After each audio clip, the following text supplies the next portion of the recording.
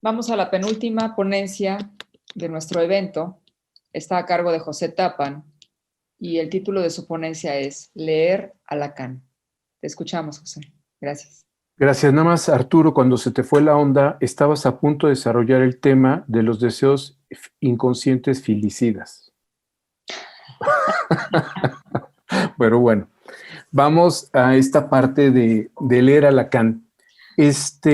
Permítanme ustedes, no les voy a leer la ponencia, uno, porque estoy muy cansado, dos, porque es una flojera infinita, y entonces lo que voy a hacer es irles como platicando lo que yo presento en esa ponencia. Finalmente es un material al que tendrán acceso todos ustedes, y ahí estará, digamos, mejor señalado que lo haré ahorita, en este momento, ¿no? La pregunta es, básicamente, leer a Lacan. ¿Y qué es leer a Lacan? Y entonces la cuestión es repetir lo que él dijo, es hacer exégesis, es hacer hermenéutica, es hacer interpretaciones, o seguir a Lacan de tal como él lo hizo. Es un modo, y aquí lo estoy poniendo así, como cuestionar, comprender, problematizar. Es un cuestionar, comprender, problematizar los problemas que trajo y repensar, reducir y producir sus respuestas. Por ejemplo, al final de sus enseñanzas, bueno, ya los estoy leyendo y les dije que no iba a hacer eso, entonces déjenme ir más claramente con estos temas. Me parece importante, por ejemplo, cuando ya se está empezando con toda la cuestión de los planteamientos a partir de la conferencia de Roma y después ya en el seminario 22, y todos estos planteamientos ya propiamente de lo que es el nudo Borromeo, que ya están, digamos, que ya se está empezando a pensar efectivamente como del lado de una escritura y no solo de la representación en una serie de cosas, o sea, como un ejercicio pedagógico, un ejercicio como para ilustrar, sino más bien como un ejercicio de escritura. Si lo pensamos así, incluso entonces empezamos a problematizarnos una serie de cosas. Por ejemplo, cuando nos presenta el nudo Borromeo y nos dice que en las intersecciones entre lo real, lo simbólico y lo imaginario podemos encontrar, por ejemplo, al goce del otro, al goce fálico. Y cuando nos ponemos a pensar en este sentido directamente con un nudo Borromeo, entonces, con este nudo Borromeo, la pregunta es, si no es teoría de conjuntos, en la intersección de los nudos, lo que hay es nada. Lo que hay son entonces, lo que podemos encontrar son, de alguna forma, los toros que se están apoyando unos sobre los otros, lo que genera, digamos, esto que Luz había estado hablando en su ponencia, esas tensiones que tiene que ver con ese soporte, digamos, como cuando pensamos en los toros en la arquitectura, que es lo que va a permitir que todo el peso estructural de alguna forma se distribuya de tal forma que no haga que se hunde la estructura, y dos, no hace que se quiebre las bases, precisamente porque la función del toro en las bases de las columnas es la distribución de esas tensiones. Entonces, de eso es de lo que estamos hablando, de esas tensiones. Y también un poco como lo que, pero ¿qué es eso? ¿Cómo relacionarnos nosotros como adultos? Es decir, como personas a los que se les están dando un conjunto de herramientas para que nosotros podamos usarlas y no estar, porque tengo la impresión, y eso lo estaba mencionando ayer Miguel Gasteazoro, esta parte de pensar al nudo Borromeo como si fuera un muñeco de ventríloco, ¿no?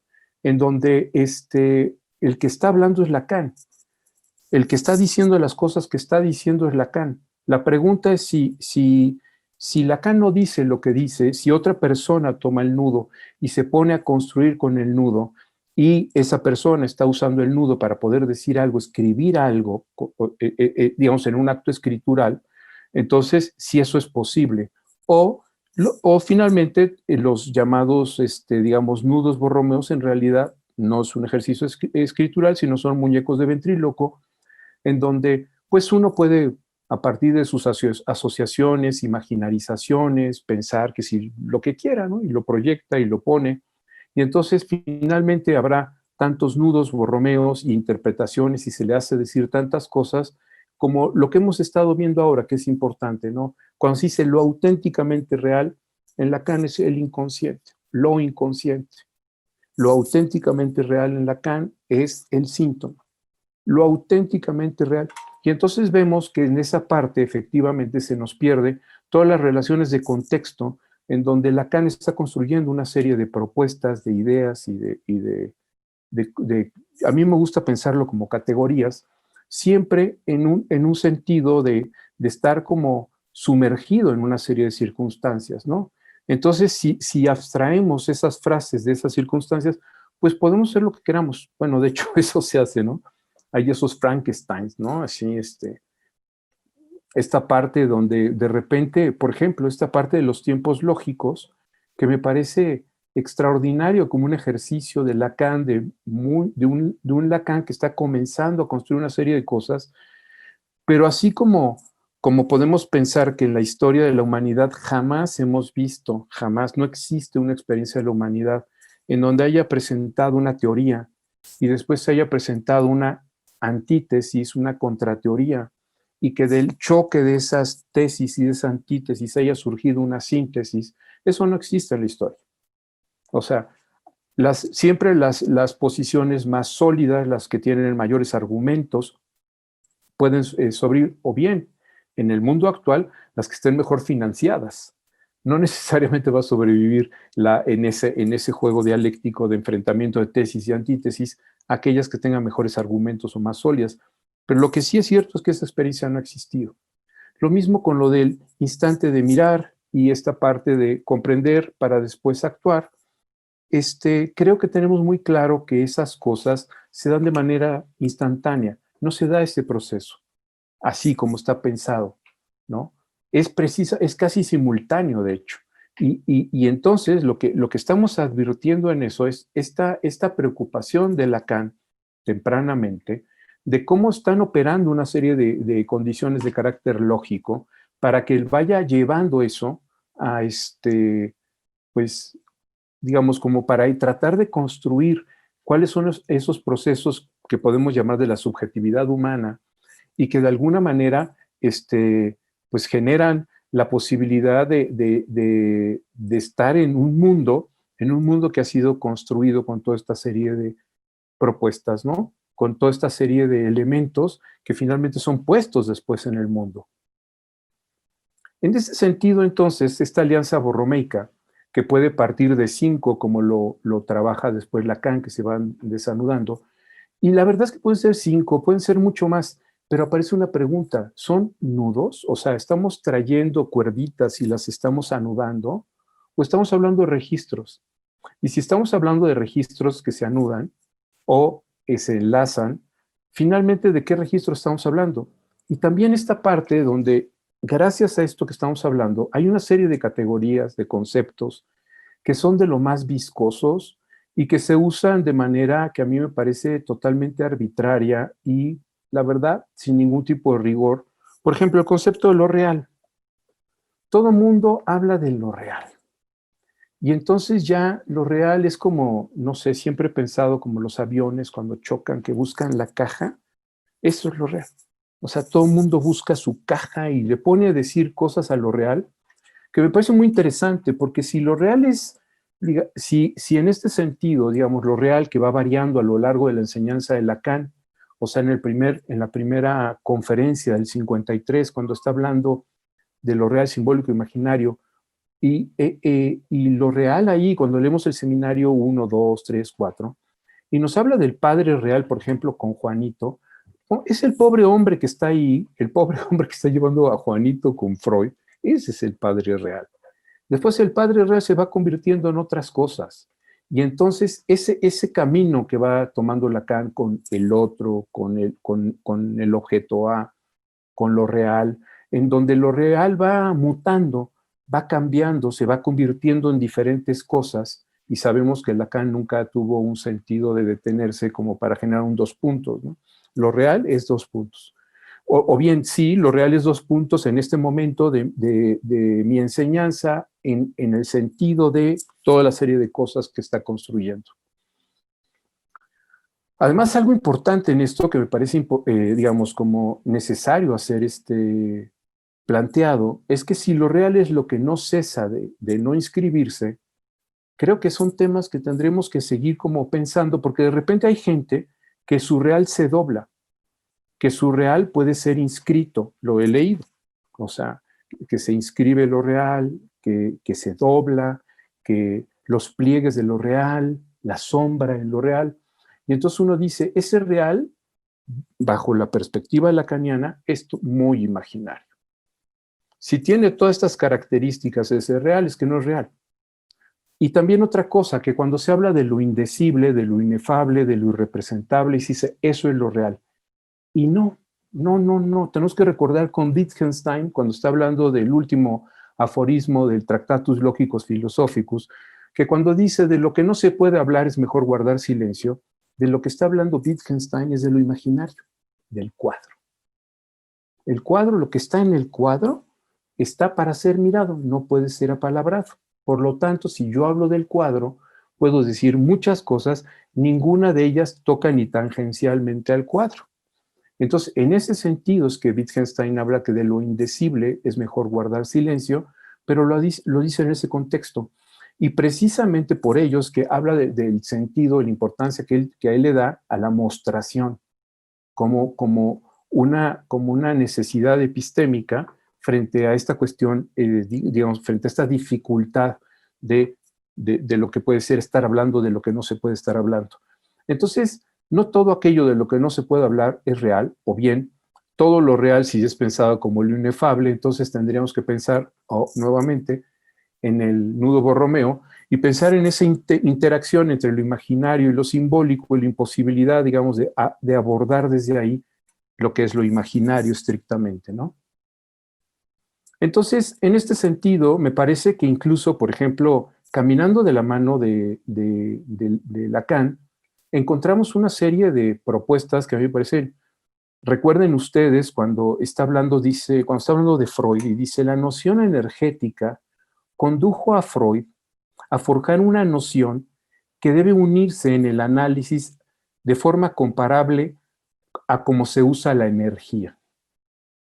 Se trata de una noción que, como la de energía, es completamente abstracta y se consiste en una simple petición, esto es lo que es genial, y que consiste en una simple petición de principio determinada a permitir cierto juego de pensamiento. Se trata de la noción del libido. Entonces, esto es importante porque tenemos en cómo leer a Lacan, de repente lo real, en varios momentos, en mi lectura de Lacan, yo he encontrado que Lacan dice con toda claridad que lo real, lo simbólico y lo imaginario son formas de la experiencia humana. Formas de la experiencia. Por lo mismo, no puedo hablar de lo real, sino que aquello que se produce a partir de la experiencia como lo real. Y eso lo dice en el seminario 22, lo dice en el 4, claramente así con esas. En el 4 tempranamente, porque todavía no hay un RCI, ¿no? Todavía está hablando de registros. Pero en ese sentido, digamos, de que se tratan de formas de la experiencia humana. Y cuando son registros de la experiencia humana. No de cualidades o sustancias o cosas objetivables o sustancializables, sino en ese sentido únicamente en que podemos dar cuenta de eso. Entonces, me parece importante esto como cuando hay estas lecturas naturalistas, psicologicistas, biologicistas, empiristas, está lleno el psicoanálisis de todos lados de lecturas empiristas, en donde de alguna forma piensan en la libido, sí, como lo hubiera hecho Wilhelm Reich, o sea, así como si fuera el orgón, ¿no? Que pasa la libido, la pulsión dando chispas, ¿no? En este mismo sentido del ejercicio crítico que hace Lacan, me parece importante cómo continuamente, por ejemplo, recuerden esa parte del texto en donde Lacan dice de Freud, de que si algo, de algo estaba claro Freud, es de que él mismo no había generado la condición de un proceso analítico estrictamente, y lo que dice Lacan es que Freud fue como Moisés, nos llevó a la tierra prometida, pero fue imposibilitado de entrar en ella. Esto puede ser una cuestión que haya sido una bravata freudiana, perdón, lacaniana, o de alguna manera algo, porque también nos habla, y eso está claro lo dice Lacan en su testamento, ¿no? Psicoanálisis terminable, interminable. Entonces, eso es lo que yo pienso de la lectura con Lacan. Nos quedamos con eso, o sea, ¿por qué lo dice? ¿Estoy de acuerdo o no estoy de acuerdo? ¿Qué pienso? O sea, ¿por qué piensa Lacan lo que está diciendo? O simplemente se trata de estas son palabras de Lacan, alabado sea, entonces, como lo dice Lacan, seguro así es. Y entonces hago mi colección de frases y la mujer no existe. Y entonces digo, ay, mi vida, pobre Lacan, ¿no? O sea, qué vida tan aburrida la de Lacan si la mujer no existe. ¿O qué quiere decir con eso? ¿No? ¿Qué es eso que está ahí? Pues porque digamos, o sea, Lacan que tenía obviamente toda esta influencia de Cioran, que tenía esta parte así críptica y cerrada, y también de la Rochefoucauld y de Baltasar Gracián, donde le gustaban los aforismos provocadores, y era un lector profundo de ellos. Entonces, eso está parte de lo que es parte de lo que puede ser el estilo de su enseñanza, podemos encontrar en esas fuentes, ¿no? Un favor, Luz, como estoy delante de mi ponencia, no veo los horarios y todo eso, entonces si cuando esté próximo 2 minutos me avisas, te lo agradeceré mucho. Sí, con gusto, José. Bueno, porque además muchas de las cosas que le estoy diciendo no están en la ponencia. Por ejemplo, todo lo que dije hace ratito no, pero apareció con esto y dice, bueno, pues así está bien. Faltan Finalmente, 6 minutos. Te faltan 6 minutos. Ah, estupendo. Ah, no, perfecto. De hecho, a lo mejor hasta termino antes. Okay. Bueno, parte de lo que también me parece importante es que algo que tampoco se trata de pensar en Lacan como este pensador riguroso, este pensador que de alguna forma todo lo que decía tenía que darse cuenta. O sea, de alguna forma, yo creo que hay en algunas de las conceptualizaciones lacanianas un espíritu dadaísta en donde de alguna forma introducía el orinal, ¿no? En esta exposición que la pone en Nueva York, y donde, ¿qué es lo que pasa con el orinal? Que era una broma de Duchamp. Pero el tema es que en el contexto en que fue introducido ese orinal, la gente que estaba ahí no tenía la apuesta, el capital cultural suficiente para hacer una apuesta y para poderse reír de la broma. Y entonces lo que hicieron fue admirar la obra de arte. Y entonces esta manera de clasificar estas cosas como obras de arte, que no tiene que ver más que con una cuestión fetichista sobre el objeto, y no como el artesano que si eleva sus características de producción será arte. Entonces, esta gente, obviamente además en Nueva York, pues fue visto como aquello, como una cosa maravillosa. A nosotros, desde luego que eso nos sociológicamente, desde el punto de vista de la estética y de la filosofía, nos ayudó mucho porque nos ayudó a entender el papel que tiene el capelo, el lugar. Poner un orinal en un museo lo resemantiza, le da otra serie de coordenadas. ¿Eso lo convierte en un objeto de arte? No, simplemente lo resemantiza y nos permite ver que las personas que se colocan bajo esa experiencia intentan encontrar algo en ese orinal que no hubieran encontrado si simplemente hubieran ido al baño del museo, ese mismo orinal en el baño del museo.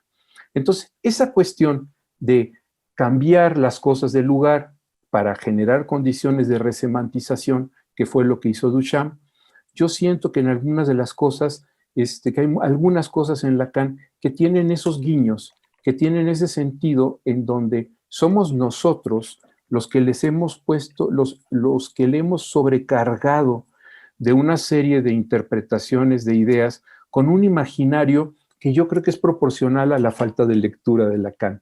Conforme menos se lea Lacan, más se le dota de una serie de cosas artificiosas, casi convertido en una especie de sistema Lacan, o sea, en un sistema totalmente articulado que va de principio a fin, donde cada una de las piezas encaja, y no como apuestas diferentes, propuestas divergentes, contradicciones, dice en un momento una cosa, después otra, como lo decíamos. Entonces, entender por qué. Y no simplemente ser como coleccionistas, esto es lo que les digo, el sentido fetichista, ¿no? Esta frase, entonces me la llevo, y como no he leído de qué se trata, no entiendo el contexto, entonces el inconsciente es el discurso del otro, no sé de qué está hablando, Lo repito porque me parece poderosísima la frase y le hago decir a esa frase cosas que no tenía, y hay gente que a la fuente, como fue llamado el orinal por los críticos, nada más que sepan que ese no fue el nombre de Duchamp, sino los periodistas, como en este sentido de la resemantización frente a eso que estaba ahí, lo llamaron el orinal y lo convirtieron en otra cosa.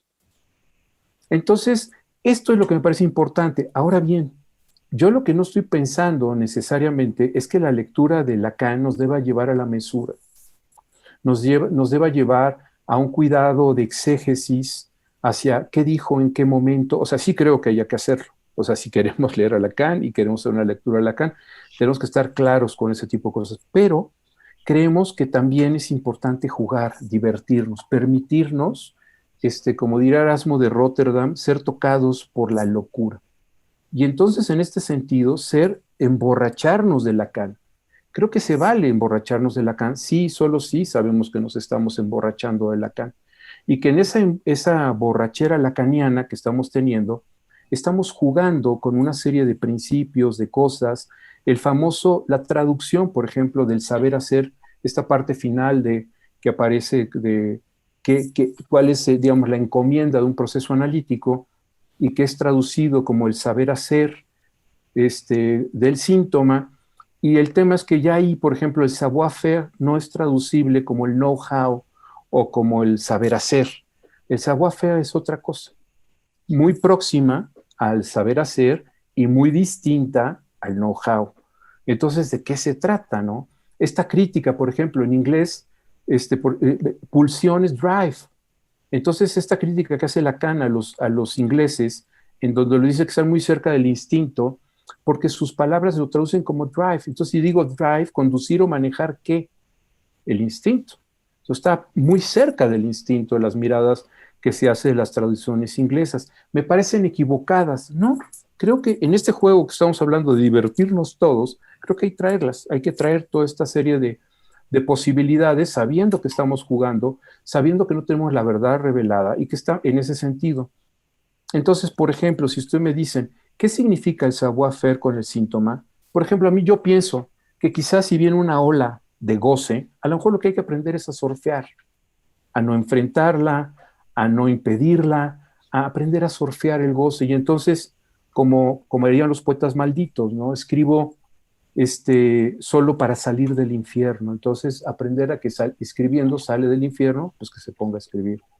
Entonces, me parece que este juego, estas posibilidades lúdicas, esta posibilidad de emborracharnos de Lacan y de podernos a jugar en asociaciones, en propuestas, en cosas, entendiendo que estamos nosotros jugando, que Lacan simplemente es el pretexto, que Lacan es como una cancha de fútbol que tiene sus reglas, su pelota, sus cosas, pero que cada vez que juguemos estaremos jugando nosotros usando esa serie de herramientas, esa serie de posibilidades que él nos abra y que lo haremos de un sentido, a mí me parece, ahora sí que jugando con el sentido de la poiesis, ¿no? De esta parte de la poiesis como acción creativa, y también de la tecné, como la frase famosa de Heidegger cuando dice, si voy al centro de la tecné, no, lo dice así, lo que está en el centro de la técnica no es lo técnico, ¿no? Exacto, o sea, si vamos a esta práctica, este cambio, esta serie de cosas, entonces ver esa poiesis, ver esa creatividad y ahora sí que Ahora sí. ahora sí, pues colorín colorado.